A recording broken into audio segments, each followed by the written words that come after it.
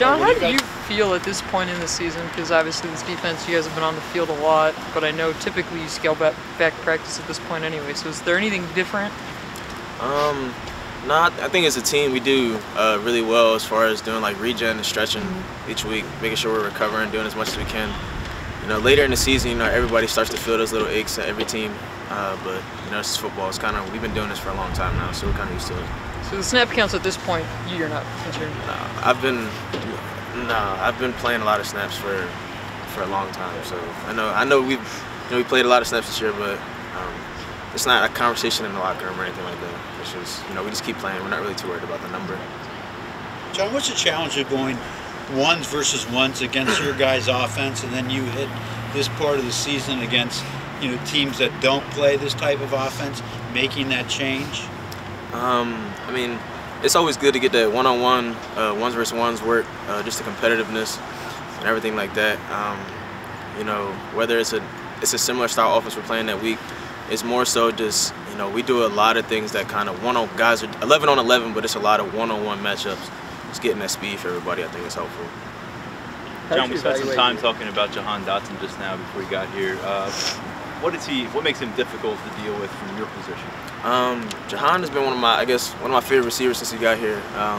Just his flow, he has a natural flow at receiver. He's able to change his speed in the routes, which a lot of people don't do, especially coming out of high school. Most guys are full speed. He's able to change his routes really well. Really short hands, you know, catches the ball really well, and I think he got a good feel for it. He's nice, he's smooth in his routes, so it's good.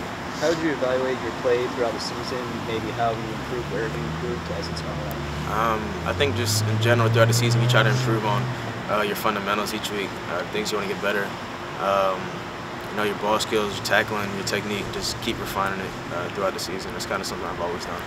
John, do you see any comparison between your journey this year and the defense's journey where, you know, there's some rough patches and there's kind of some adjustment periods, but improving every week, as James always mentions, and getting better every week? Yeah, I think, you know, that's kind of what you hope for as far as the improvement part. Just getting better each week, going into each practice, no matter, you know, what happened the last week, looking to improve. Not so much worrying about the negatives, but fixing the things you need to fix. It's kind of what I was always been taught and what we do here. So, John, word on the street is you like to watch film. Jack Cohn and Alex Cornerbrook, what have you seen from those two guys? Well, I mean, I think I've been playing against Tony Brooks since high school.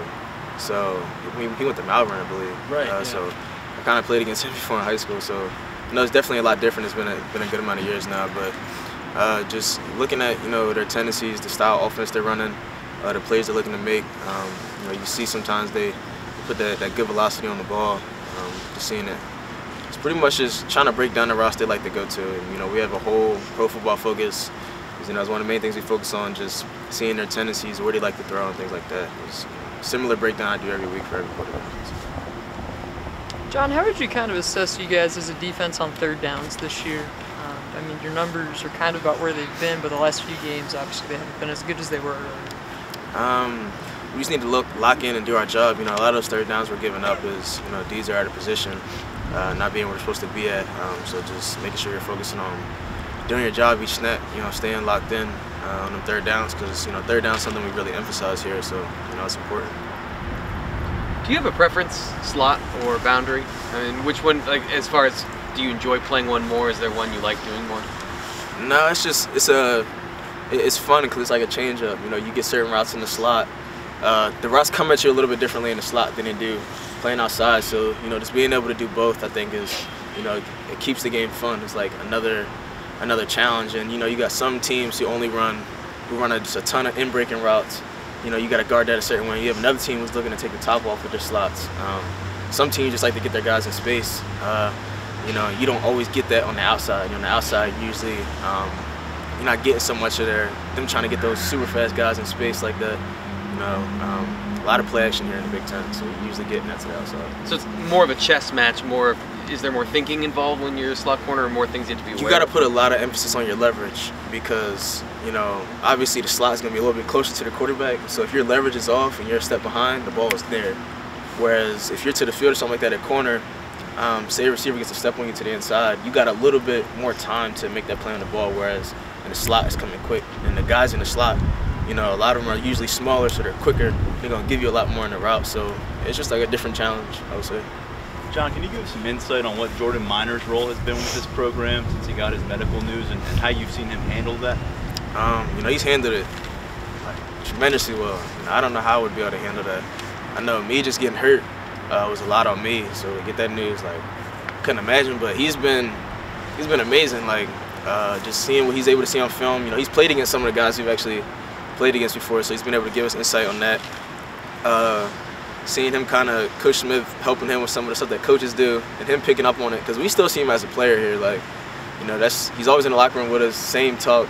So seeing that, like the coaching side and the player side, and hearing his feedback, I think it's always interesting. He's been great for the room. Like his personality, you know, he's a super high character guy, a real good leader. I'm happy he's here. So. There's been a lot of talk this season about some of the offensive players, like the freshmen. What guys on defense, particularly the freshmen, have really stood out to you this season? I've always liked watching Donovan Johnson on the slot. You know, the things he's able to do. He picked up a lot of things in the slot faster than I did. You know, and just seeing that speed, you know, the more he gets comfortable, the more you get to see his speed come out. You know, I think that's just been really awesome. And then seeing Jahan being able to get there in some plays and make plays and stuff like that for the offense, I think it's been really cool.